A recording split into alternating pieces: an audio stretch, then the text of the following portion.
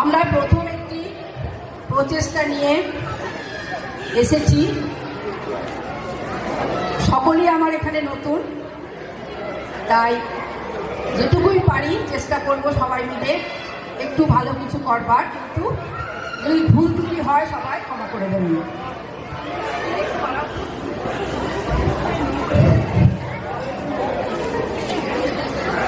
রবীন্দ্রনাথ ঠাকুরের বড় করুণ ও মর্মস্পর্শী একটি কবিতা চিরদিনের দাগা। কত বছর আগে এই কবিতায় চিত্রিত হয়েছে নারী জন্মের অবাঞ্ছিত, লাঞ্ছিত, বিপন্ন সত্তা, যা আজও নির্মমভাবে প্রাসঙ্গিক। সেই কালজয়ী কবিতা অবলম্বনে নির্মিত আজকের শ্রুতি নাটক আঁচল। নাট্যরূপ ও নির্দেশনা শান্তনা ব্যানার্জি, আবহ সঙ্গীত পরিকল্পনা ও পরিবেশনায় অর্চিষ্মান বাসু, শুভদীপ ব্যানার্জি। চরিত্র চিত্রায়নে পার্থ সারথী মজুমদার, আলপনা মজুমদার, স্বপ্নম নিশা, মৌমিতা সরকার, সুরঞ্জনা দালাল, পিনাকি ঘোষ। শুরু করছি আজকের শ্রুতি নাটক আঁচল।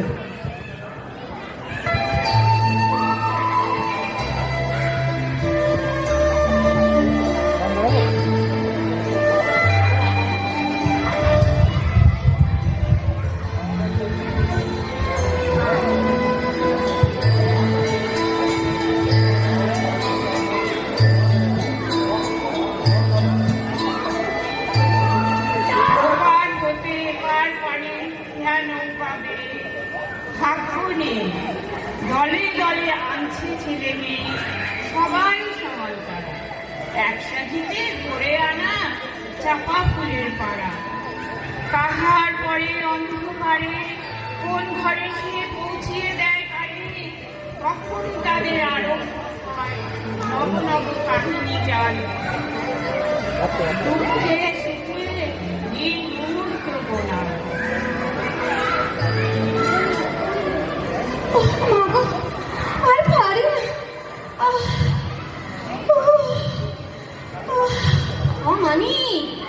শিগগিরই দাইমাকে খবর দে, বৌমার খুব কষ্ট হচ্ছে বাবা।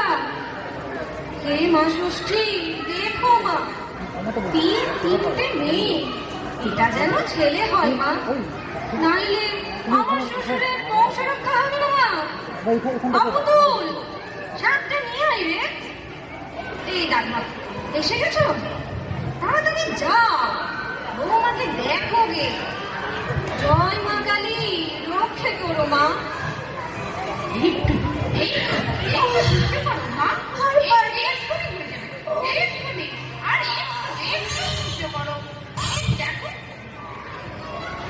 কি হলো? মনাই মা, এই কি হলো গো? কথা বলছো না কেন? সব চুপচাপ হয়ে গেলে কেন? হ্যাঁ, মেয়ে হয়েছে, আবার মেয়ে। হায় হায় হায়, এ কি হলো ঠাকুর?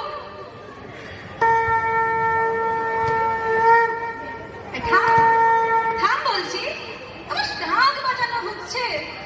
ভগবান, মুখ তুলে চাইলে না গো, আবার মেয়ে।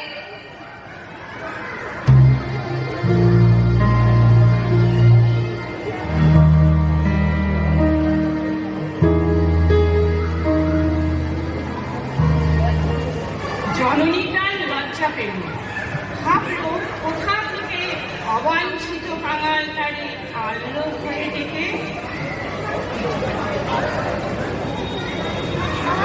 হতচ্ছাড়ি, পোড়ার মুখে কেন যে জন্মালো?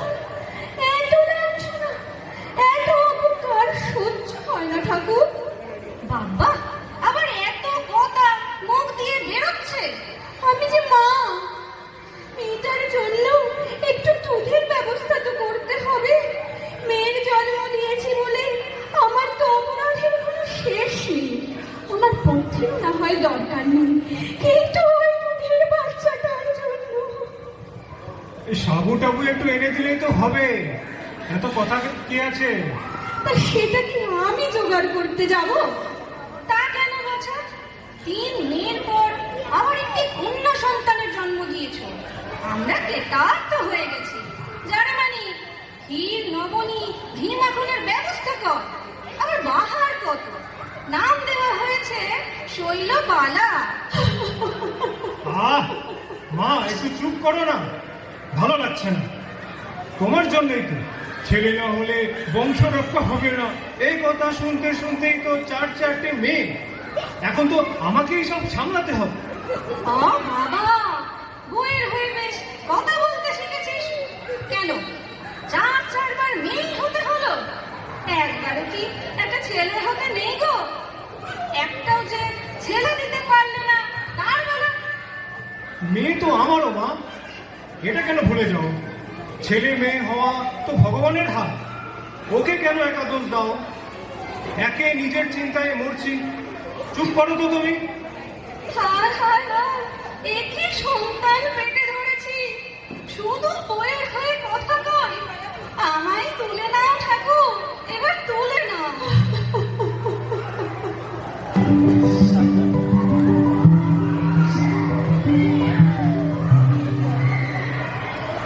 বিনা দোষের অপরাধে শৈলবালার জীবন হল শুরু। পদে পদে অপরাধের বোঝা হলো গুরু।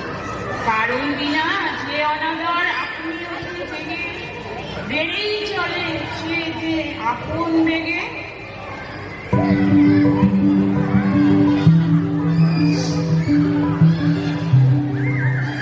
শৈল, তাই শৈল, হতভাগী, গোটা মেঝেতে জল ফেলে কি কাণ্ড করেছে! এক্ষুনি আচার খেয়ে পড়ে যেতাম। চারিদিকে মুড়ি ছড়িয়েছে। মুড়ি কি সস্তা? কোথায় গেল সে? ও তো বাচ্চা, সব বাচ্চাই তো এমন করে।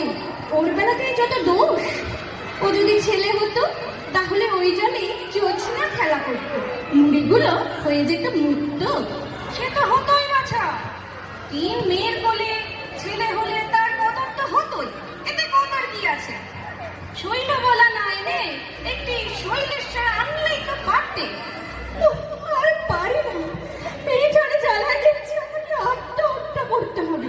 শৈল, এই শৈল, হতচ্ছাড়া মেয়ে, আজ তোকে মেরেই ফেলবো। ও সিঁড়ির তলায় ঢুকে বসে আছো? বেরিয়ে আয় বলছি। আতরের পরে ফেলে আমার হাড় ছোড়ো তো।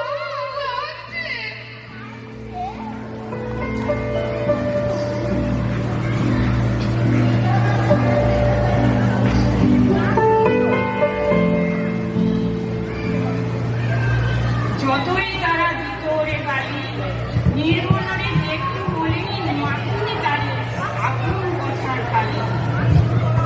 আমি বৃদ্ধ, ছিনু ওদের প্রতিবেশী। পাড়ায় কেবল আমার সঙ্গে দুষ্টু মেয়ের ছিল মেশামেশি।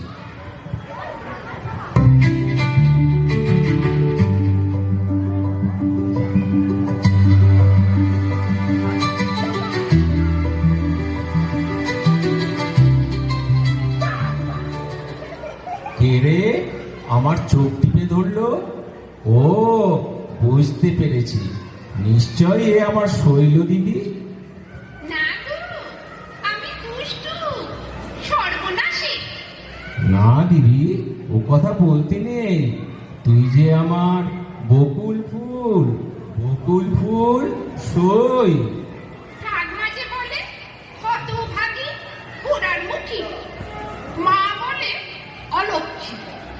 বাবা তো খালি বকে, কোনোদিন বলে নেয় না, আদর করে না। আয় আয় দিদি, আমার কোলে আয়। সকাল থেকে খেয়েছিস কিছু? ওই দেখ, ওই ঝুড়িতে আম আছে, নিয়ে আয়, হাতও দেখি। আমার জন্য রেখে দিয়েছিলি বুঝি? তুমি আমার এত ভালোবাসো কেন দাদা?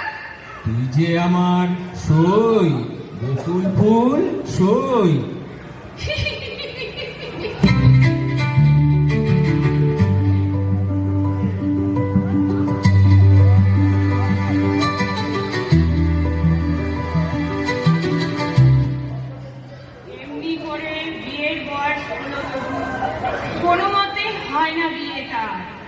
তাহে বাড়ায় অপরাধের ভার।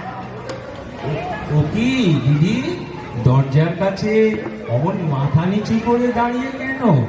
কাছে আয়, ও শৈল, কাছে আয়, ও আমার মিষ্টি সখী, কাছে এসো, প্রাণ ভরে আজ তোমায় দেখি। কি যে বলো, আমি আবার মিষ্টি সখী?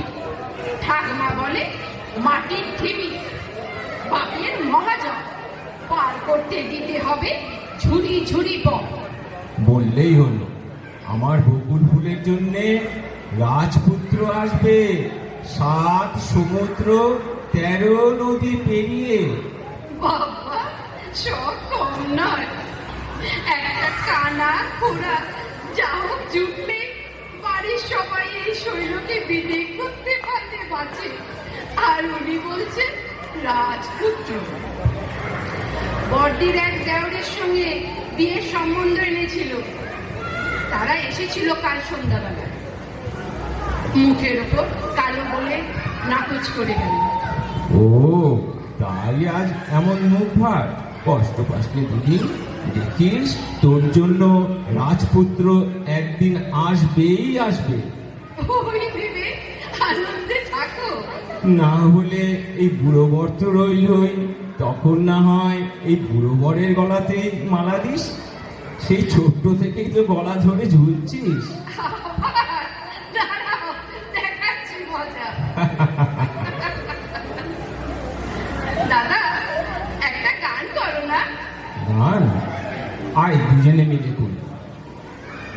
আমারও পরানো যা চায় তুমি তাই, তুমি তাই গো, আমারও পরানো যা চায় তোমা ছাড়া আর জগতে মোর কেহ নাই, কিছু নাই গো, আমার পরানো যা চায়।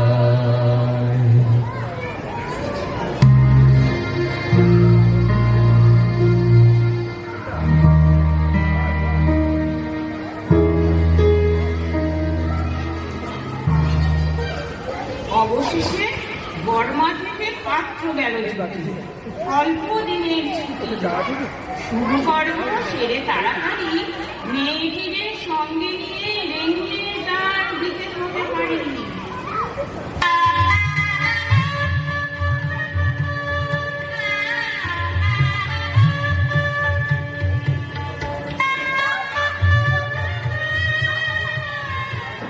রে শৈল, এবার কি হলো?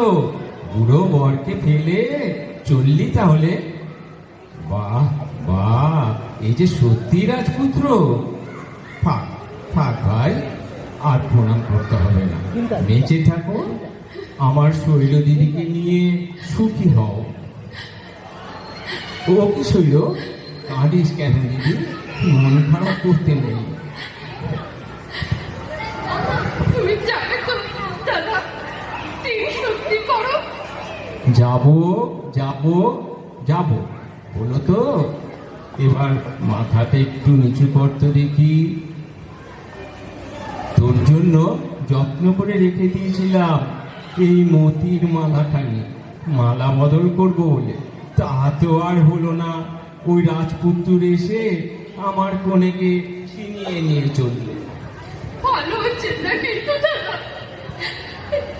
এবার তবে যাই।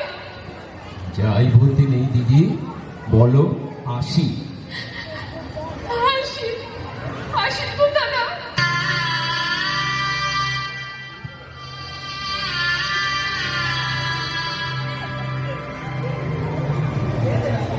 চতুর্থ দিন প্রাতে খবর এলো ইরাবতীর সাগর মহানাতে ওদের জাহাজ ডুবে গেছে কিসের ধাক্কা খেয়ে। আবার ভাগ্য নেই, শৈলরে তার সঙ্গে নিয়ে কোন পারে হায় গেল নৌকা বেয়ে। কেন এলো কেনই গেল কেই বা তাহা জানে। নিমন্ত্রণটি রেখে গেল শুধু আমার প্রাণে, শুধু আমার প্রাণে।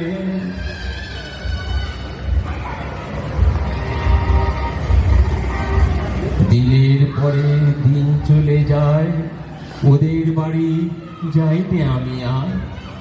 হেনকালে একদা মোর ঘরে পা পেল তার কিসের তরে। খুড়ো, খুড়ো আছো? কে? ও মানে, এসো এসো। খুড়ো, এই এই খাতাটা। খাতা? কিসের খাতা? আচ্ছা, বসো বসো। শৈল যখন ছোট ছিল বড় চঞ্চল ছিল তো, এমনিতেই বড় অবহেলা করেছি।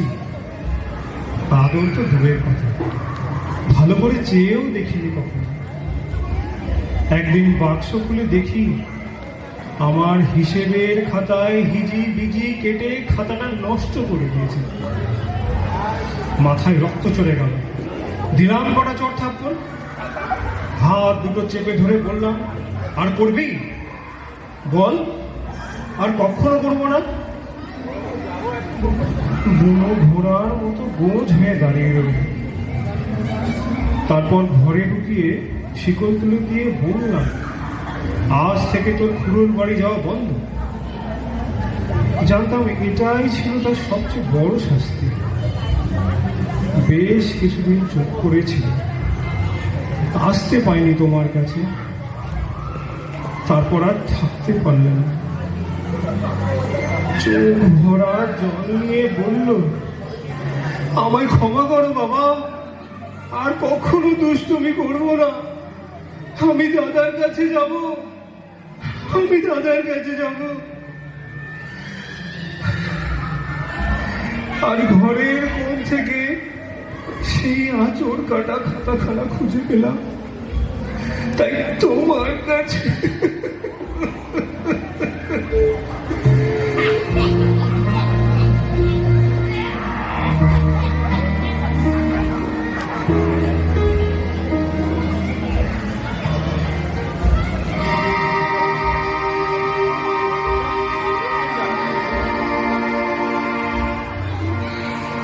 আঁচড় কাটা সেই হিসাবের খাতা, সেই কথা না পাতা আজকে আমার মুখের পানে চেয়ে আছে তারই চোখের মতো।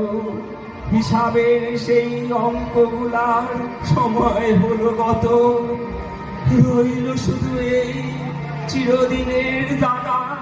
শিশুর হাতের আঁচড় কটি আমার বুকে লাগা, আমার বুকে লাগা, আমার বুকে লাগা।